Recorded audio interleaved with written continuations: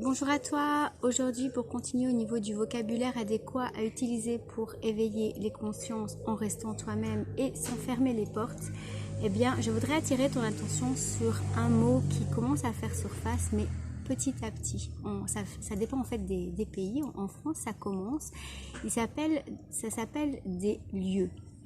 Alors on est en train de dire aux parents en gros si vos enfants sont contagieux, on va vous demander de le mettre en isolement, ce qui comme tu peux l'entendre, que ce soit des petits-enfants ou même des grands, c'est quand même déjà un mot extrêmement violent, puisque quand on parle d'isolement, on parle d'ostracisme, on parle d'exclusion, de rejet, d'abandon aussi finalement.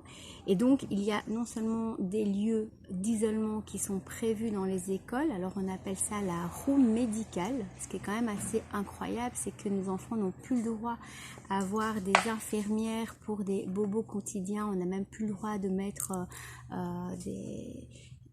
des infectants sur des plaies, des pansements, des choses comme ça va extrêmement loin pour des choses basiques, mais par contre là ils ont découvert, ils ont réussi à trouver des rooms médicales, voilà, donc ça c'est des nouveaux mots qui sont utilisés dans les milieux scolaires, donc en fait c'est une pièce d'isolement, appelons les choses par leur nom, pour bien montrer à l'enfant qu'il a une très grande part de responsabilité au cas où il pourrait contaminer les autres, hein. Donc on instille beaucoup de culpabilité qui est quand même la première caractéristique de la manipulation mentale. Donc je t'encourage à aller voir ma playlist, je te la mettrai dans la description.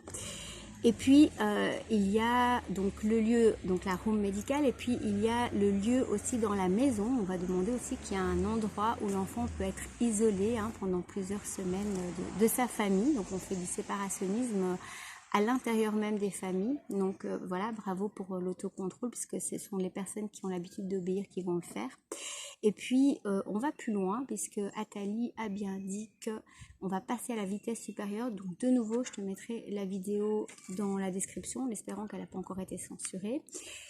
Et où il dit voilà, on va passer à la vitesse supérieure, nous allons mettre les enfants de parents qui travaillent, donc qui ont un risque de contagion, qui ont été testés positifs, dans des lieux de la collectivité.